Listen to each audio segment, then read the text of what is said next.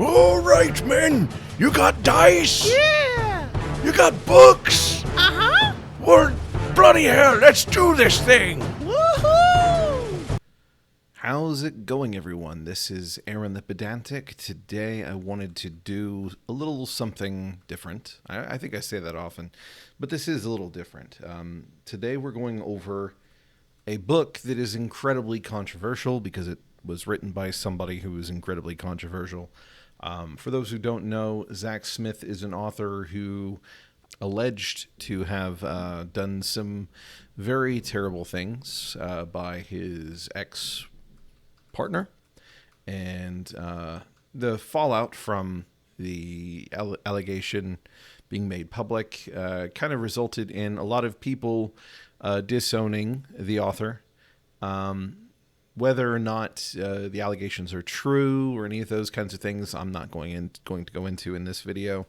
But I wanted to make sure people understand, just the fact that there is a controversy. So if you aren't aware of it, you can look it up, make your own judgments. So this is not a video where I'm going to recommend that you purchase something from this author. Instead, what I wanted to do is kind of zoom in on certain things that I think are really useful that maybe I can just bring to your attention so that you can take those ideas and, go somewhere with it. So one of the first things that I noticed while reading the book is I love the chart for I search the body. This is nothing new, obviously.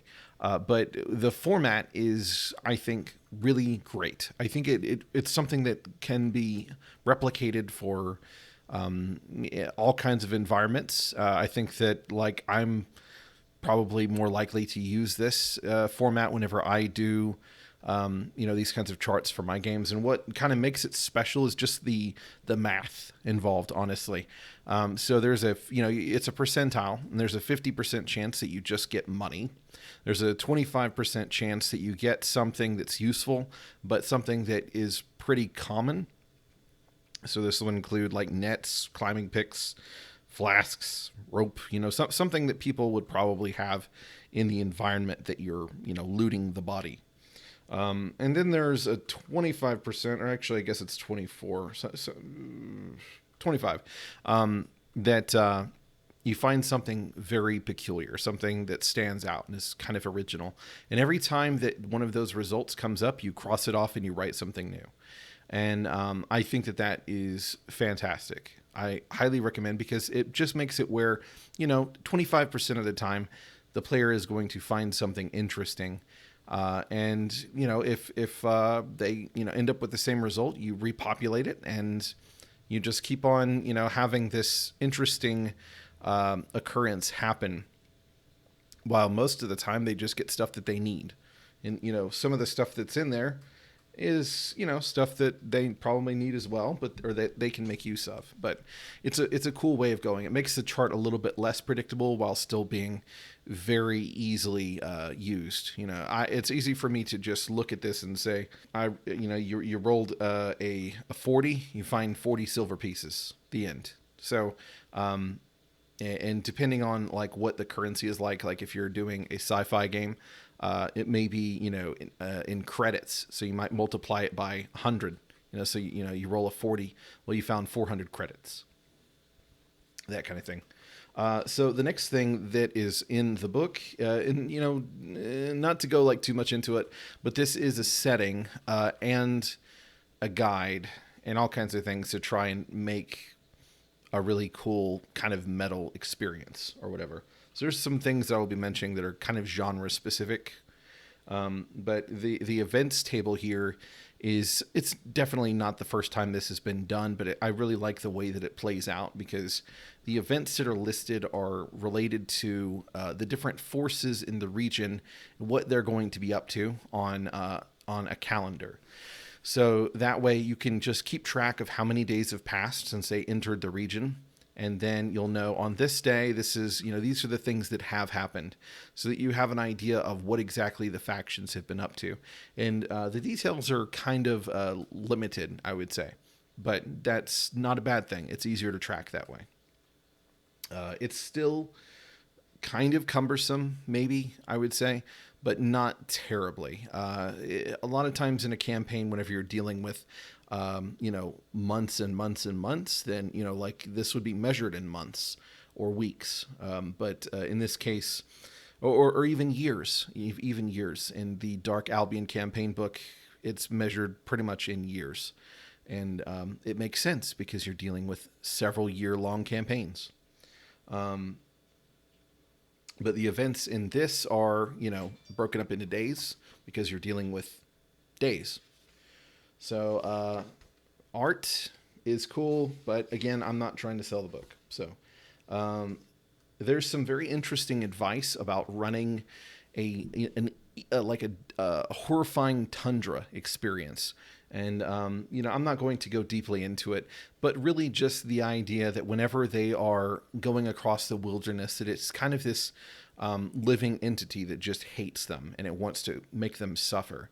And really it comes across in everything else that's in the setting, that there's really no refuge, no matter where you go.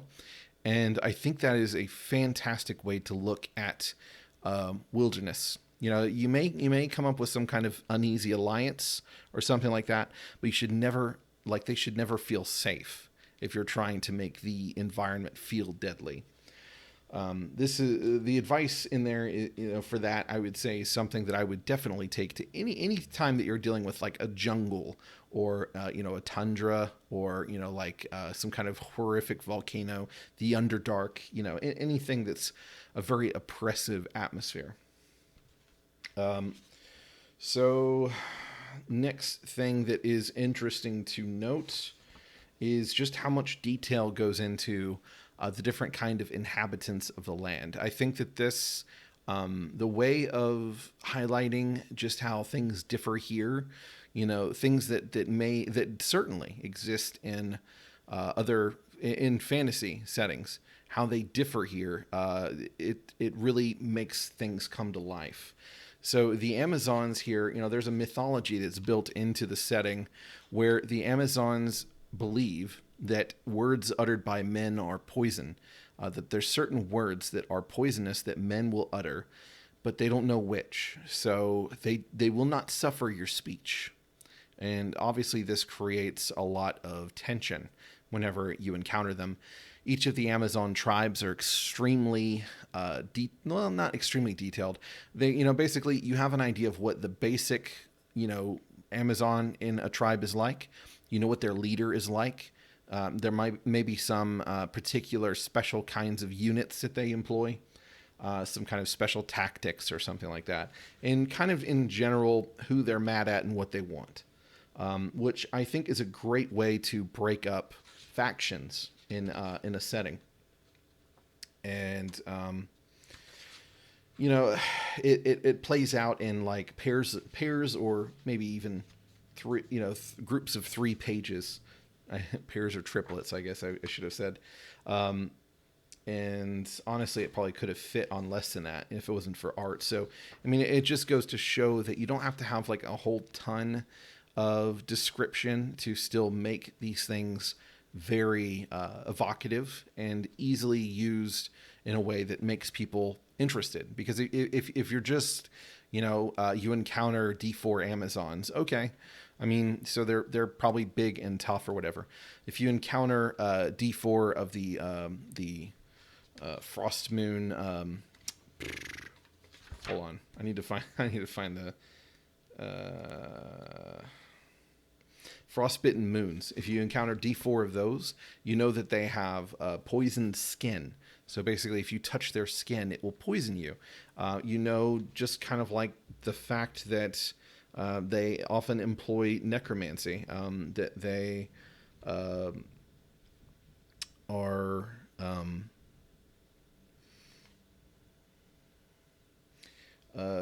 they have skilled assassins among them, that kind of thing.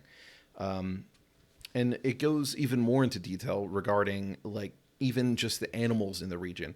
All of them are going to act differently than they would in just anywhere else, because this is kind of like the cradle of life. where everything begins and everything ends.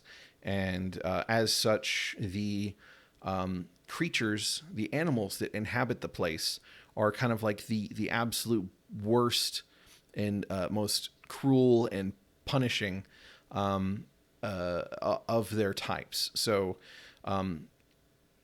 the crows, for instance, they will peck out your eyes, and they will steal your silver, and they will plot to lead you to your death. If at all possible, they'll follow you until you die, and then they'll take your shinies away. The Arctic foxes, they will lead you from one group into another group to try and get you to fight each other, and then they will take glee in your misery as you kill each other. There's all kinds of stuff like that in here, and it just feels very interesting. The wolves do not shy away from fire. They are smart. They don't get tricked by throwing food. They hate you and they want to kill you.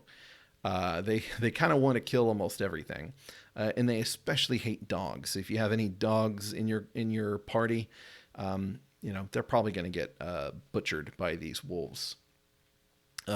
Avalanches are treated as almost creatures that you fight in a way. Basically, they have a speed. They even have a hit die, an HP. You can kind of try to fight against it, but it's going to overwhelm you probably. And there are mechanics built in for how that happens. It basically will, involve attack rolls and saving throws and all that kind of stuff. What else do we have? So you have these. So the kind of idea of trick monsters is something that's absolutely not uncommon to D&D. But there are a lot of things that end up being, well, do you have a magical weapon or do you not? And this is something that it's kind of neat. There are these creatures called drowning demons, and they do exactly what the name implies. And they are creatures of water that if you try and strike them, then you're probably not actually hurting them. The only way to really hurt them is to hurt them in a way that you would affect water. So you need to either freeze them or you need to make them evaporate. I think that that's really neat. Just anything that involves something outside of standard operating procedures for players to bring into consideration, to me, is really cool. Whenever you speak to animals in this setting, they are going to be incredibly intelligent. They're going to have a lot to say, and they're going to have a lot of attitude. There are a lot of giants, and the giants in this are not quite like the giants in a lot of RPG stuff that I've seen, especially for D&D and its derivatives. A lot of times the giants are tough and strong, but, there's kind of the understanding that there's a certain point where you're probably going to be able to topple them. In this, they have segments. So, arms, legs, head, sometimes multiple heads, torso, and they all have HP in the triple digits. So, in the system that this is made for, Lamentations of the Flame Princess, that is astronomical. It's God among mortals kind of thing. So, and that's a way to definitely do it. I think that it serves the purpose. And then you have monsters like the Noctambulant, which basically will, whenever it attacks, it will just pull bones out of your body. So eventually taking out your arm bones, your leg bones, and eventually your spine, and so that you're dead. It's kind of terrifying. The owls. The owls are probably one of the coolest things that I've seen in this book, even though it's such a gimmicky thing, but it's just so cool. So the owls, basically what you do is you introduce an owl at one point in the campaign. You just you either, dream of an owl, you see an owl, something to that effect. And eventually, after that happens, you wait until the next time somebody says the word owl. And then the owl strikes. And Every time after that, a player, not a character, a player says the word owl, another owl will come eventually. Either you can do it now, you can do it in like a flurry of owls, or you can do it, however you like. But you just keep track of how many times they say the word, you keep on pulling them. And for every time that an owl is there, it will steal a word. And the word will be something that a player has recently said. After that, their character loses all understanding of what that word means. So I think you can kind of understand how this becomes absolutely crazy. You can have a fighter who doesn't know what the word sword means. So whenever they are trying to describe exactly what they're using, they're going to have to go way out of their way to understand it. And it kind of feeds into the complete assholishness as to what the owls actually are, which, is part of like the mythology of the thing. But you can kind of make your assumptions. I don't feel like this is a video where you probably want me to go into that deep of detail. You also have these things called the pearl holders, and they hold these pearls, which are troll pearls. And whenever they are holding these things, when they have employed a certain tactic or item against a character, then that character cannot use such a thing against them to harm them. They will not be harmed by that thing. So the easiest way to express that is, let's say that they attack you with an axe. Maybe you're using an axe, and maybe they attack you with an axe on purpose because they know that you're using an axe. Your axe will not harm them, period. Why? It's some kind of bizarre blessing. It's completely fucked. But at the same time, the players are going to catch on to it.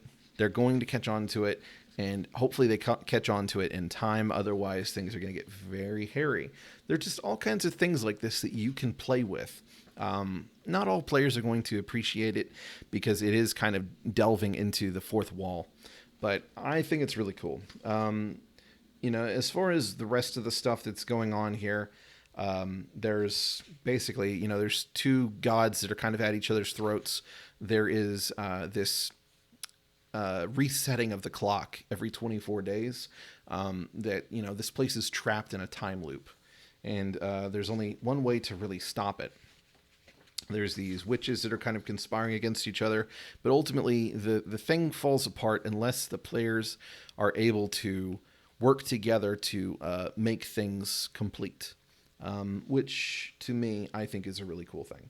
A lot of the creatures have multiple types, which I appreciate. So for trolls, you have a troll, and they have like random attacks that are unique to that particular troll.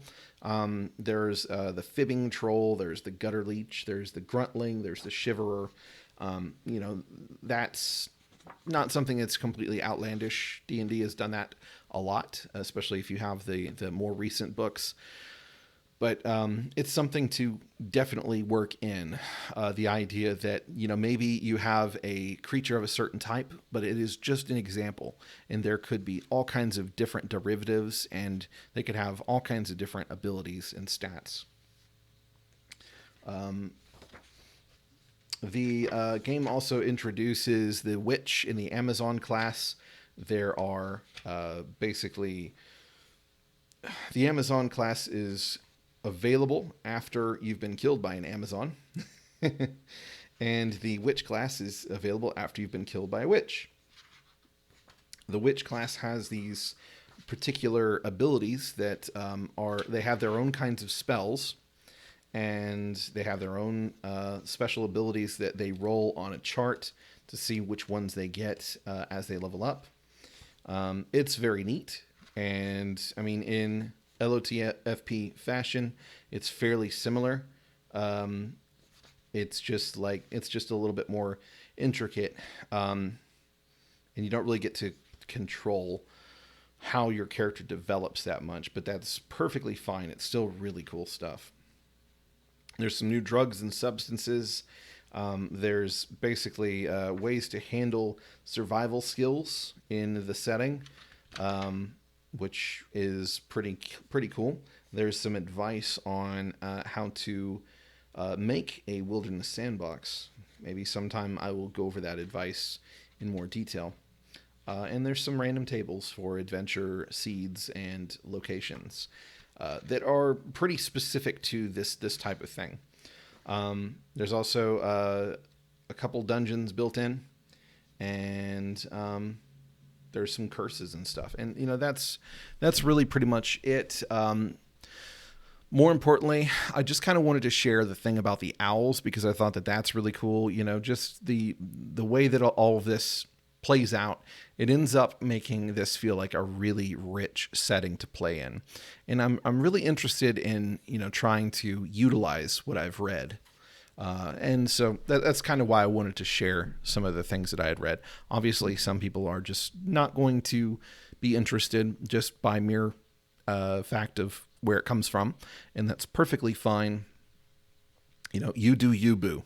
But I just wanted to see, if there's something from this that maybe some people can find interesting. I do honestly really hate that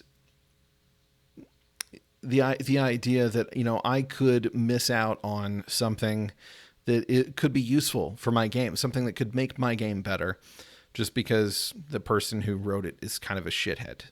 It's part of life, I guess. It's not like there aren't other good ideas out there to use, but maybe watching this video, you may have, just by watching it, picked up something that you can use without supporting the author that you may not like. So, if so, then objective is completed. That's it for today. Hope you'll have a wonderful day, and take it easy.